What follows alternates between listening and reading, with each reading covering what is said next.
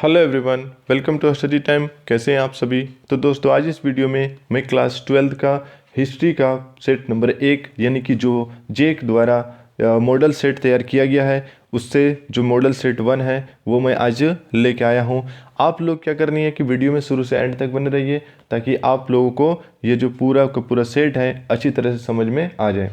ये जो सेट है यानी हिस्ट्री का जो मॉडल सेट 1 है जो जेक द्वारा जारी किया गया है, ये सेट को मैं पूरा फुल डिटेल के साथ बताऊंगा, इसलिए आप पेन और पेपर लेके बैठिए ताकि जो मैं एक्स्ट्रा चीज़ें बताऊंगा उसको आपको नोट करनी है।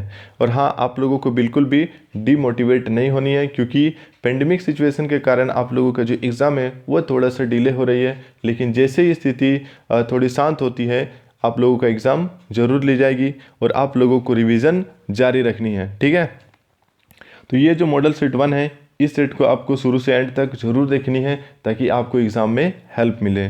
तो चलिए देखते हैं इसका जो पहला क्वेश्चन है वो क्या है। यहाँ पर देख सकते हो जो इस सेट का जो पहला क्वेश्चन है वो क्या है कि मोहनजोदड़ो की खोज किसने की थी। ठीक, तो इन चारों ऑप्शन में से आपको बतानी है कि मोहनजोदड़ो की खोज किसने की थी ना। इसकी खोज की थी राखालदास बनर्जी ने। न कब किया था ना 1922 ईस्वी को। ठीक है, राखालदास बनर्जी ने कब इसकी खोज की थी ना 1922 ईस्वी में इसकी खोज की थी। ठीक, सेकंड क्वेश्चन में क्या है कि डाइकयार्ड यानी कि गोदीवाड़ा का अवशेष किस नगर से प्राप्त हुआ है। तो जो क्वेश्चन नंबर 2 है इसका आंसर हो जाएगा लोथल से प्राप्त हुआ है। ठीक, चलिए देखते हैं अगला क्वेश्चन, क्वेश्चन नंबर 3। यहाँ पर देख सकते हो क्वेश्चन नंबर 3 में क्या लिखा है कि मौर्य वंश के अंतिम शासक कौन थे, यानी कि मौर्य वंश के अंतिम शासक कौन थे। तो इसका जो आंसर हो जाएगा वो होगा बृहदत्त, यानी कि ऑप्शन नंबर बी आंसर हो जाएगा क्वेश्चन नंबर 3 का। क्वेश्चन नंबर 4 में क्या लिखा हुआ है कि अर्थशास्त्र के रचयिता कौन है। तो जो क्वेश्चन नंबर 4 है इसका आंसर हो जाएगा कौन न कौटिल्य। अर्थशास्त्र के रचयिता कौन है न कौटिल्य। और कौटिल्य को किस नाम से जाना जाता है न विष्णुगुप्त के नाम से भी जाना जाता है, जिसको हम लोग चाणक्य भी कहते हैं। ठीक, चलिए देखते हैं नेक्स्ट क्वेश्चन। अगला क्वेश्चन नंबर 5 देख सकते हो क्या लिखा हुआ है कि मृतकों का टीला किसे कहा गया है।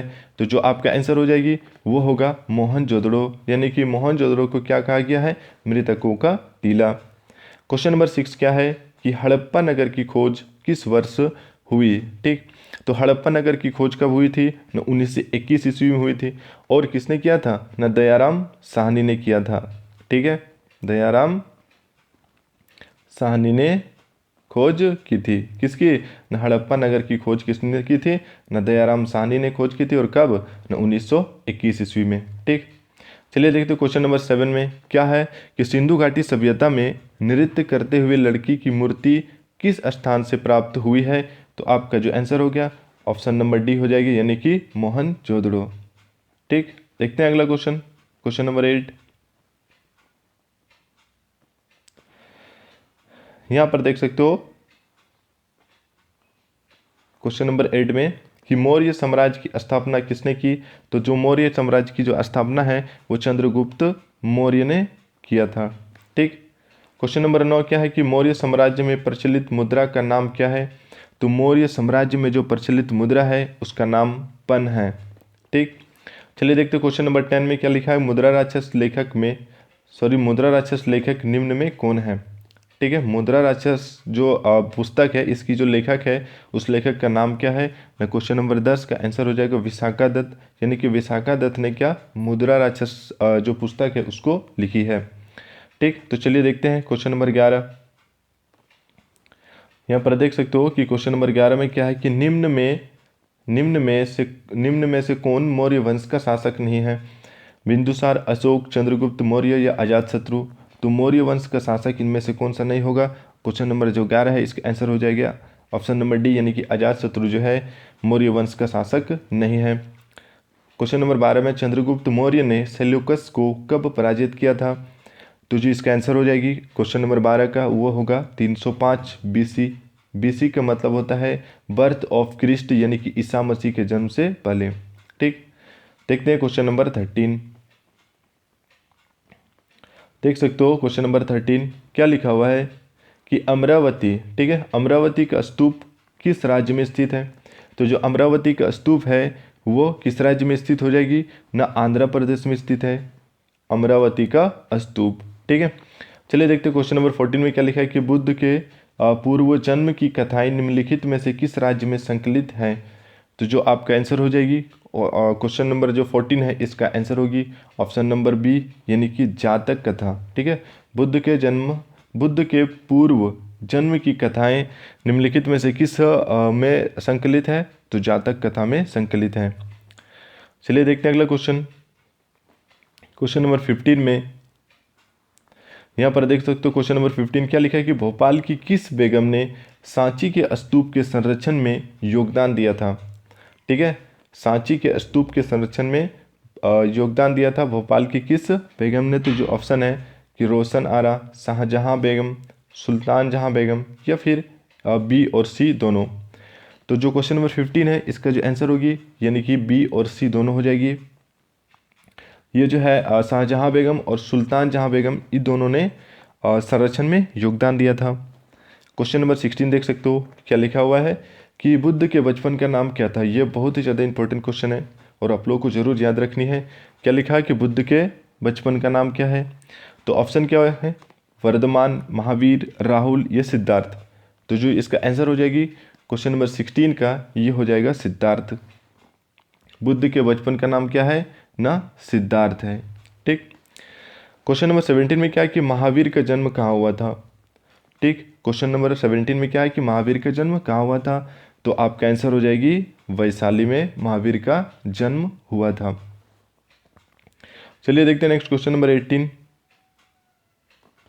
ठीक है, क्वेश्चन नंबर 18 दोस्तों ये जो सभी क्वेश्चन है काफ़ी ज़्यादा इंपॉर्टेंट हो और इसी के बेस्ड पर आप लोगों का एग्जाम में जो सवाल है वो आएंगे, इसलिए आपको क्या करनी है, एक भी क्वेश्चन स्किप नहीं करनी है, सब का सब जरूर देखनी है ताकि आप लोग एग्जाम में अच्छा मार्क्स ला सको। ठीक, चलिए देखते हैं क्वेश्चन नंबर 18 क्या लिखा है। जैन समुदाय में प्रथम विभाजन के श्वेतांबर संप्रदाय के संस्थापक कौन थे? तो जो आपका आंसर हो जाएगा क्वेश्चन नंबर 18 का ये हो जाएगा स्थूलभद्र। ठीक है, स्थूलभद्र जो थे वो जैन समुदाय में प्रथम विभाजन के श्वेतांबर संप्रदाय के संस्थापक थे। क्वेश्चन नंबर जो 19 है कि स्तूप संबंधित है निम्न में से यानी कि इनमें से कौन सा है जो स्तूप से संबंधित है? जैन, हिंदू, बौद्ध या शैव। तो जो आपका आंसर होगा वो हो जाएगा आपका सी नंबर यानी कि बौद्ध। ठीक है, बौद्ध जो है बौद्ध जो है स्तूप संबंधित है किससे? जो बौद्ध है वो स्तूप से संबंधित है, बाकी जैन, हिंदू या शैव संबंधित नहीं है।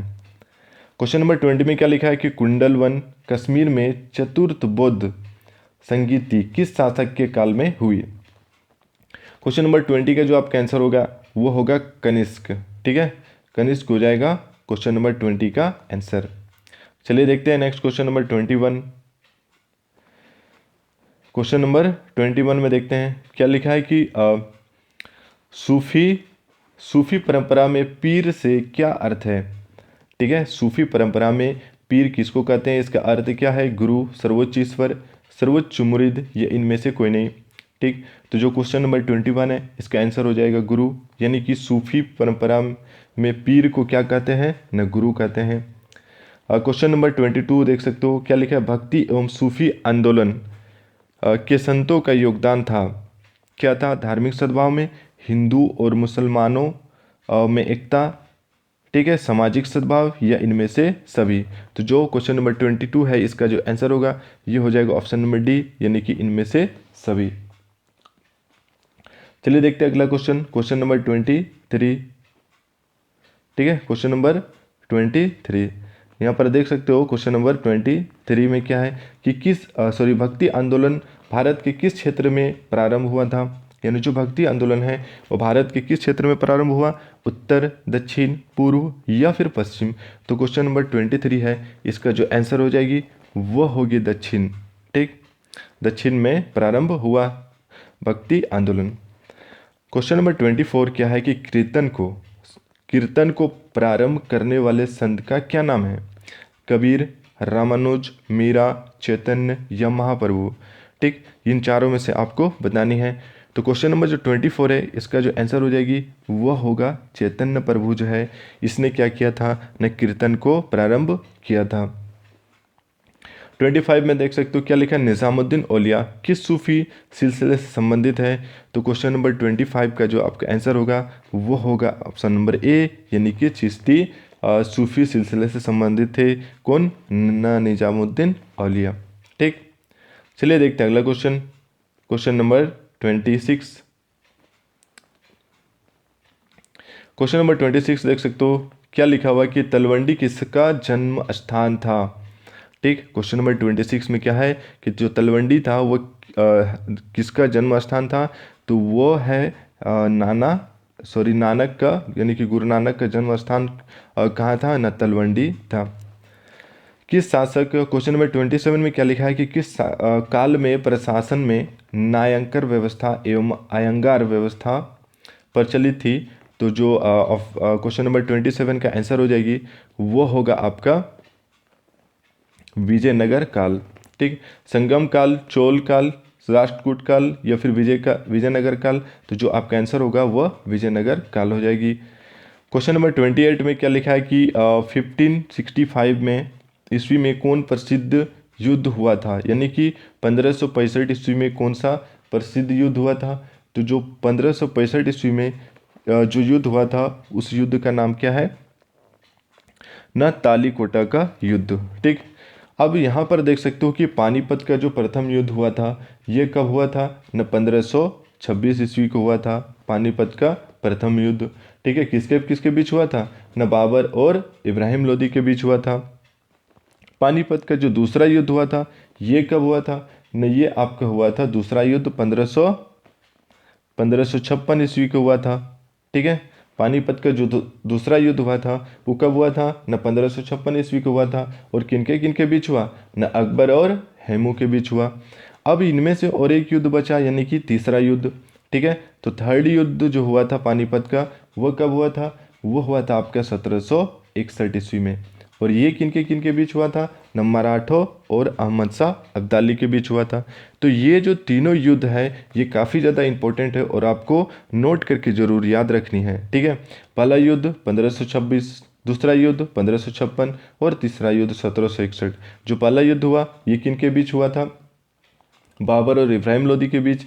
जो दूसरा युद्ध हुआ ये अकबर और हेमू के बीच हुआ था। ठीक है, और जो तीसरा युद्ध हुआ था 1761 ईस्वी में ये हुआ था मराठों और अहमद शाह अब्दाली के बीच हुआ था। ठीक, तो देखते हैं यहाँ पर एक ऑप्शन जो मेरा बचा हुआ ऑप्शन नंबर सी, जो खानवा का युद्ध। ठीक है, तो खानवा के युद्ध कब हुआ था न, ये आपका हुआ था 1527 ईस्वी में। कब हुआ था न, 1527 ईस्वी में खानवा का युद्ध हुआ था। और किनके बीच हुआ था न, बाबर और राणा सांगा के बीच। ठीक है, तो इतना सारा आपको याद रखनी है, चारों का चारों ऑप्शन पूरा डिटेल से हो गया। ठीक, चलिए देखते हैं अगला क्वेश्चन, यानी कि क्वेश्चन नंबर 29। जितना सारा हम एक्स्ट्रा फैक्ट बता रहे हैं सारा का सारा आपको नोट करते हुए चलनी है ताकि एग्जाम में किसी भी प्रकार की कोई भी दिक्कत नहीं होगी। ठीक, चलिए देखते हैं क्वेश्चन नंबर 29। यहाँ पर क्या लिखा है कि विजयनगर साम्राज्य की स्थापना कब हुई। 29 में क्या लिखा है कि विजयनगर साम्राज्य की स्थापना कब हुई न, 1336 ईस्वी में विजयनगर साम्राज्य की स्थापना हुई थी। क्वेश्चन नंबर 30 में कृष्णदेव राय किस साम्राज्य के राजा थे। तो जो आपका आंसर हो जाएगी, जो कृष्णदेव राय थे वो विजयनगर साम्राज्य के राजा थे। ठीक, अगला क्वेश्चन देखते हैं, क्वेश्चन नंबर 31। यहाँ पर देख सकते हो जो क्वेश्चन नंबर 31 है क्या लिखा है कि प्रसिद्ध ऐतिहासिक स्थल हम्पी किस जिले में स्थित है। तो जो हम्पी है वो किस जिले में स्थित होगी न, क्वेश्चन नंबर जो 31 है इसका है न, वेल्लारी। ठीक है, वेल्लारी में क्या स्थित है न, प्रसिद्ध ऐतिहासिक स्थल हम्पी कहाँ पर है, वेल्लारी में। अब आपको आप लोग जो क्वेश्चन नंबर 32 है उसमें क्या लिखा हुआ है कि कृष्णदेव राय के दरबार में अष्टदिग्गज कौन थे। ठीक है, तो कृष्णदेव राय के दरबार में अष्टदिग्गज कौन थे न, जो अष्टदिग्गज थे उसका नाम क्या है न, 8 तेलुगु कवि। 8 तेलुगु कवि को कृष्णदेव राय के दरबार में किस नाम से जानते थे न, अष्टदिग्गज के नाम से जाना जाता था। क्वेश्चन नंबर 33 है क्या लिखा है कि विजयनगर की स्थापना किसने की थी। तो विजयनगर जो स्थापना है इसको किसने किया था, हरिहर एवं बुक्का ये दोनों आपस में भाई थे, ठीक है, जिसने क्या किया था, न विजयनगर की स्थापना किया था। अगला क्वेश्चन देखते हैं, क्वेश्चन नंबर 34। यहाँ पर देख सकते हो क्वेश्चन नंबर 34 में क्या लिखा है कि अकबरनामा की रचना किसने किया था। क्वेश्चन नंबर 34 में अकबरनामा की रचना किसने किया था, तो ये हो जाएगा आपका अबुल फजल ने अकबरनामा की रचना किया था। क्वेश्चन नंबर 35 में देख सकते हो कि प्रथम पानीपत का युद्ध कब लड़ा गया था। अभी अभी थोड़ा देर पहले हमने बताया था कि पानीपत का जो प्रथम युद्ध कब हुआ था, न 1526 ईस्वी में, ठीक है, और किनके बीच हुआ था, न बाबर और इब्राहिम लोदी के बीच। अब 1527 की अगर बात करते हैं तो 1527 में क्या हुआ था, न खानवा का युद्ध हुआ था, ठीक है, 1527 में खानवा का युद्ध हुआ था। अगर 1528 की अगर हम लोग बात करते हैं तो 1528 ईस्वी में चंदेरी का युद्ध हुआ था, ठीक है, चंदेरी का युद्ध हुआ था। और अगर 1529 की अगर बात करें तो 1529 ईस्वी में किसकी युद्ध हुआ था, न घाघरा का युद्ध हुआ था, ठीक है। अब यहाँ पर से एक ट्रिक्स है जिसकी मदद से आप जो है याद कर सकते हो ये जो चारों का युद्ध है, जैसे कि पंखा चला घर में, ठीक है, पंखा चला घर में, यानी कि प से पानीपत का युद्ध, ख से खानवा का युद्ध, चौ से चंदेरी का युद्ध और घ से घाघरा का युद्ध, यानी कि 26, 27, 28 और 29 ये चारों को सीरियली आप याद कर सकते हो। कैसे, न पंखा चला घर में, प से पानीपत का युद्ध, ख से खानवा का युद्ध, चौ से चंदेरी का युद्ध और घ से घाघरा का युद्ध, और पूरा सीरियली, यानी कि पानीपत का प्रथम युद्ध 1526 ईस्वी में, ठीक है, और उसके बाद से 27 की अगर बात करें, ख मतलब यानी कि खानवा का युद्ध, पंखा यानी कि ख से खानवा का युद्ध कब हुआ, न 27 ईस्वी में। 28 की बात करें तो चला यानी कि चौ से चंदेरी का युद्ध, और कहाँ पर, न घर में, घ से घाघरा का युद्ध कब, न 1929 ईस्वी में, ठीक। तो ये जो है छोटा सा ट्रिक्स है जिसको आप नोट करके आप इन चारों युद्ध को आसानी से याद कर सकते हो। चलिए देखते हैं अगला क्वेश्चन क्या है। नेक्स्ट क्वेश्चन नंबर 36 क्या लिखा हुआ है कि यहाँ पर जो क्वेश्चन नंबर 36 है क्या लिखा है कि आईनाए अकबरी कितने भागों में विभक्त है। तो जो है पुस्तक एक है ये आईनाए अकबरी, ये कितने भागों में विभक्त है, टोटल 5 भागों में विभक्त है, ठीक। चलिए देखते हैं अगला क्वेश्चन। क्वेश्चन नंबर 37 में देख सकते हो क्या लिखा है कि जो अकबर का वित्त मंत्री कौन था, न अकबर का वित्त मंत्री कौन था, न 30 नंबर जो क्वेश्चन है उसका आंसर हो जाएगा न अकबर का वित्त मंत्री टोडरमल था, ठीक। यहाँ पर देख सकते हो क्वेश्चन नंबर 38 में तंबाकू पर किस शासक ने प्रतिबंध लगाया था, ठीक है। तो जो तंबाकू है इस पर किस शासक ने प्रतिबंध लगाया था, तो ये जो है जहांगीर, ठीक है, जहांगीर ने इस पर प्रतिबंध लगाया था, ठीक। और ये जो है यह तंबाकू का जो सेवन है ये स्टार्ट कब किसके शासनकाल से हुआ था, न अकबर के जो शासनकाल है इससे तंबाकू का जो प्रारंभ है ये हुआ था, ठीक। चलिए देखते हैं अगला क्वेश्चन। नेक्स्ट क्वेश्चन नंबर 39, ठीक है। नेक्स्ट क्वेश्चन नंबर 39 में क्या लिखा है कि मुगल काल में सर्वाधिक उपजाऊ भूमि को क्या कहा जाता है, ठीक है। तो मुगल काल में जो सर्वाधिक उपजाऊ भूमि है उसे क्या कहा जाता है, ना पोलस कहते हैं, ठीक। नेक्स्ट क्वेश्चन नंबर 14, ये आज का जो सेट है ये आखिरी सवाल है इस सेट का, यानी कि 40, यानी मुगल काल में साम्राज्य की आय का सर्वाधिक महत्वपूर्ण साधन क्या था। तो ये इसका आंसर हो जाएगा यानी कि खिराज, जिसको भू राजस्व भी कहते हैं। तो ये जो है मॉडल सेट 1 क्लास 12 का ये काफ़ी ज़्यादा इम्पोर्टेंट है क्योंकि इसमें काफ़ी ज़्यादा डिटेल से हमने इस सेट को बताया है, ठीक।